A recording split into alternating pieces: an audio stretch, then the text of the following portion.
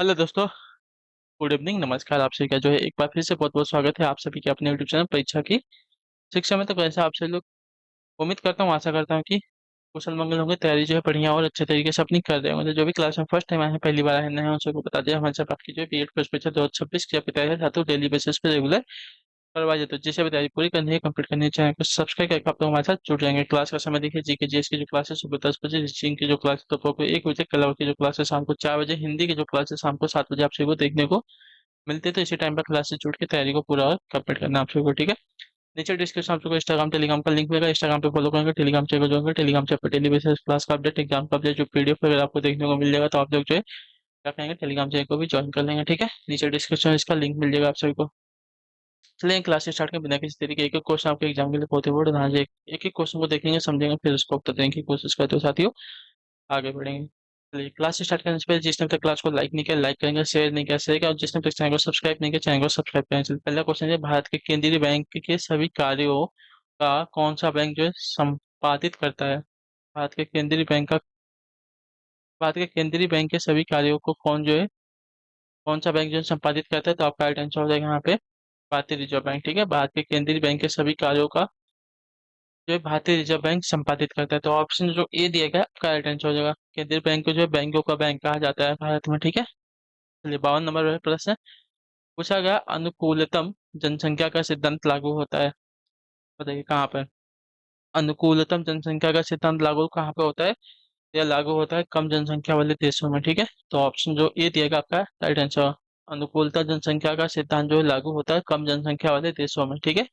ये वाला विकल्प जो देगा राइट होगा। चलिए 53 एकाधिकार का परिणाम प्राय होता है क्या, बताइए। एकाधिकार का परिणाम प्राय होता है क्या। तो एकाधिकार का परिणाम प्राय होता है आवंटनीय तथा तकनीकी अकुशलता को, ठीक है। तो ऑप्शन जो डी दिया गया आपका राइट आंसर। एकाधिकार का परिणाम प्राय आवंटनीय तथा तकनीकी अकुशलता होता है, ठीक है। तो ऑप्शन जो दिया गया यहाँ पे डी वाला विकल्प आपका राइट आंसर होगा। क्लियर सभी को। चलिए अगले क्वेश्चन की तरफ बढ़ेंगे, ध्यान से देखेंगे। आपका 54, 12वें वित्त आयोग की संतुष्टियां किस काल के लिए हैं, बताइए। 12वें वित्त आयोग की जो संतुष्टियां हैं किस काल के लिए हैं। तो इसका राइट आंसर हो जाती है 2005 से 2010 के लिए, ठीक है। ऑप्शन जो दिया गया बी विकल्प आपका राइट आंसर होगा। क्लियर सभी को। 12वें वित्त आयोग की संतुष्टियां जो है 2005 से 2010 के लिए है। तो ऑप्शन जो बी जो दिया गया है, सही उत्तर होगा। चलिए आपका 55 नंबर प्रश्न है, मुद्रा परिमाण सिद्धांत को रोजगार के संबंध अ, करने वाले अर्थशास्त्री कौन है, बताइए। मुद्रा परिमाण सिद्धांत को रोजगार से संबंध करने वाले अर्थशास्त्री कौन है। तो मुद्रा परिमाण सिद्धांत को रोजगार से संबंधित करने वाले अर्थशास्त्री आपका मार्शल है, ठीक है। बी वाला ऑप्शन जो दिया गया राइट आंसर हो जाएगा। चलिए अगले क्वेश्चन को देखेंगे आपके साथ, ये 56 नंबर। पूर्ण प्रतियोगी बाजार में किसी वस्तु पर लगने वाले कर का अंतिम भार यदि क्रेता एवं विक्रेता पर बराबर आधा आधा बढ़ जाए तो मांग की लोच निम्न में से क्या होगी, बताइए। यदि पूर्ण प्रतियोगी बाजार में किसी वस्तु पर लगने वाले कर का अंतिम भार यदि क्रेता एवं विक्रेता पर जो है बराबर आधा आधा बढ़ जाए तो मांग की लोच निम्न में से क्या होगी। तो इसमें जो है मांग की लोच अगर देखा जाएगा साथियों, तो आपकी हो जाएगी साथियों यहाँ पे EP = 1, ठीक है। ऑप्शन जो दिएगा यहाँ पे सी वाला विकल्प आपका राइट आंसर होगा। पूर्ण प्रतियोगी बाजार में किसी वस्तु पर लगने लगाने वाले कर का अंतिम भार यदि क्रेता एवं विक्रेता पर बराबर बराबर आधा बढ़ जाए तो मांग की लोच जो है इकाई के बराबर होती है, ठीक है। तो EP = 1 हो जाएगी। चलिए हाँ 57 97 अंतर्राष्ट्रीय व्यापार के तुलनात्मक लागत सिद्धांत का मूल्य किसके लेखों में पाया जाता है, बताइए। अंतर्राष्ट्रीय व्यापार के तुलनात्मक लागत सिद्धांत का जो मूल्य है किसके लेखों में पाया जाता है। तो यह पाया जाता है साथियों आपका रिकॉर्ड के लेखों में, ठीक है। जो ए वाला विकल्प देगा आपका राइट आंसर। अर्थशास्त्री डेविड रिकॉर्डो दो देशों के मध्य व्यापार का कारण तुलनात्मक लागत सिद्धांत को मानते हैं जो एक दूसरे के लिए तुलनात्मक लाभ के संबंधित है, ठीक है। चलिए नेक्स्ट देखेंगे 58 यद्यपि यवन मलेक्स है, यद्यपि यवन मलेक्स है परंतु ज्योतिष के ज्ञाता होने के कारण ऋषियों के समान पूज्य हैं।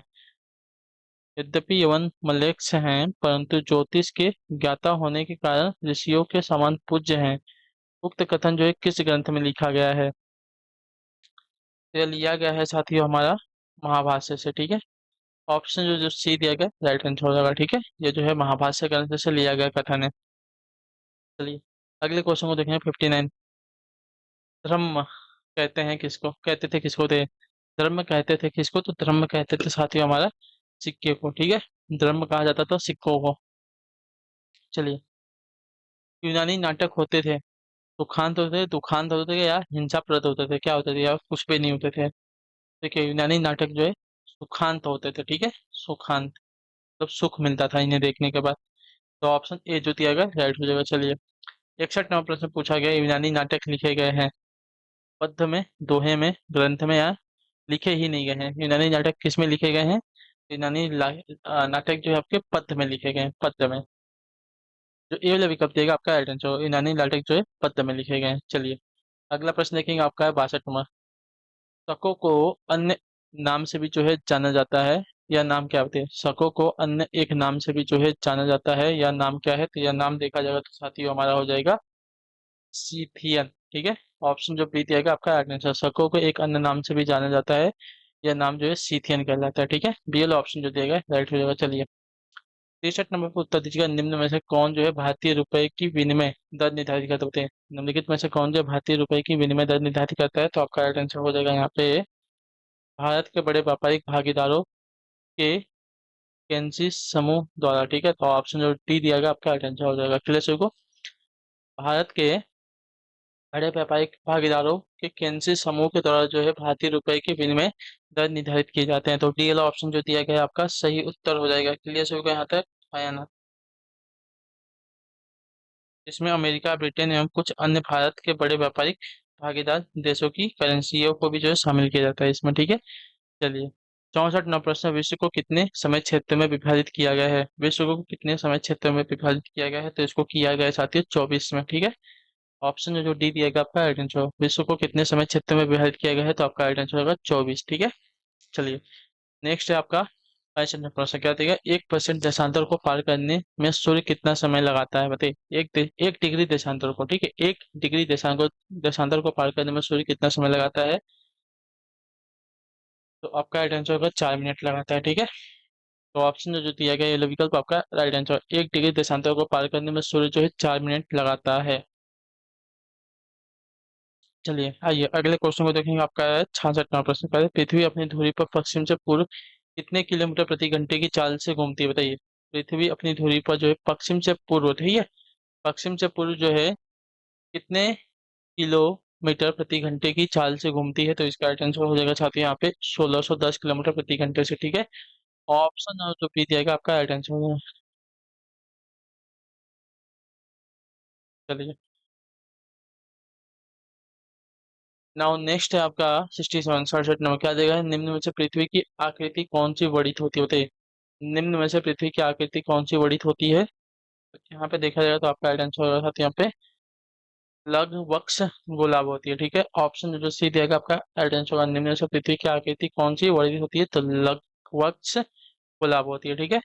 ऑप्शन जो सी दिया गया आपका राइट आंसर। चलिए अगला प्रश्न देखेंगे, आपका 68 68 नंबर, बताइएगा राइट आंसर, पृथ्वी की भूमध्य रेखीय परिधि कितनी लंबी होती है? पृथ्वी की भूमध्य रेखीय परिधि कितनी लंबी है? तो पृथ्वी की भूमध्य रेखीय परिधि की अगर बात करेंगे तो आपका राइट आंसर होगा 40,075 किलोमीटर लंबी है, ठीक है। ऑप्शन नंबर बी हमारा सही होगा, ठीक। क्लियर होगा इसके बारे में हाँ या ना? पृथ्वी की भूमध्य रेखीय परिधि जो है 40,075 किलोमीटर लंबी है। चलिए आइए नेक्स्ट आपका है 69वां प्रश्न, ध्यान से देख के बताएंगे। सेकंड, निम्न में से कौन सा कारक जो है पृथ्वी पर सूर्य तप सूर्यातप को प्रभावित नहीं करता है? हाँ।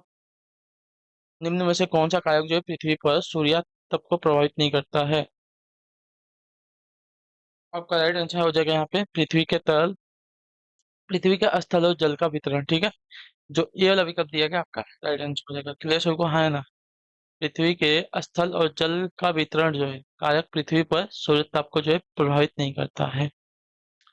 नेक्स्ट है आपका 70वां प्रश्न, ध्यान से देखिएगा, बताएगा राइट आंसर, सामान्य ऋण समझौता नामक समझौता किसके द्वारा किया गया? बताइए, सामान्य ऋण समझौता नामक समझौता किसके द्वारा किया गया है?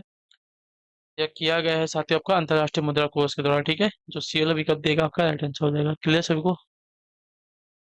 चलिए, तो सामान्य ऋण समझौता नामक समझौता जो है अंतर्राष्ट्रीय मुद्रा कोष द्वारा किया गया है। चलिए, 71वां प्रश्न बताने की कोशिश करेंगे, राइट आंसर हो जाएगा। निम्नलिखित वाक्यांशों में से कौन सा जो है निर्यात सामान उद्योग पर लागू होता है, बताइए। निम्नलिखित वाक्यांशों में से कौन सा निर्यात जो है सामान उद्योगों पर लागू होता है?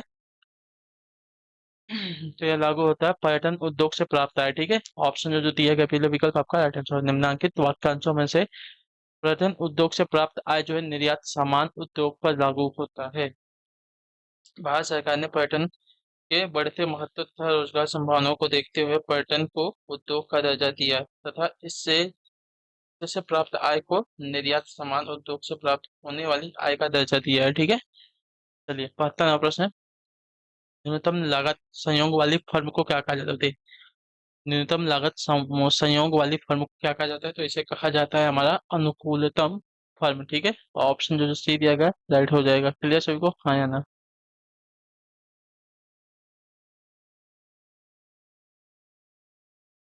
चलिए, न्यूनतम लागत संयोग वाली फर्म को कहा जाता है अनुकूलतम फर्म। तो ऑप्शन जो सी दिया गया साथियों सही हो जाएगा। क्लियर, हाँ या ना यहाँ तक सभी का? चलिए, नेक्स्ट है आपका 73 नंबर 73।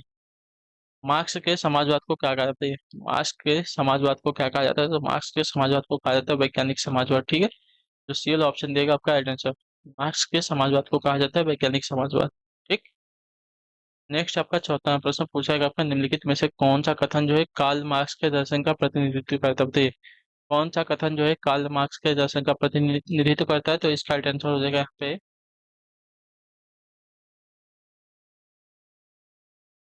राज्य एक सकारात्मक अच्छाई है यह, ठीक है। तो ऑप्शन जो दिया गया यहाँ पे ये विकल्प आपका राइट हो जाएगा।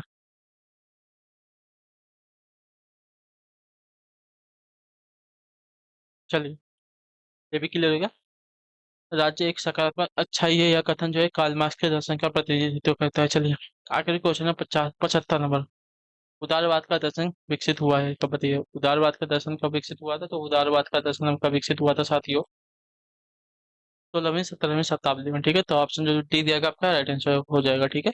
उदारवाद का दर्शन जो है 16वीं 17वीं शताब्दी में विकसित हुआ था। चलिए, तो इसी के साथ जो क्लास है आज की पूरी होती है कंप्लीट। उम्मीद करता हूँ आप सभी को जो क्लास है अच्छी लगी, पसंद है, अपना जो फीडबैक है क्लास का नीचे कमेंट में देंगे। अच्छी लगेगी क्लास को तो लाइक करेंगे।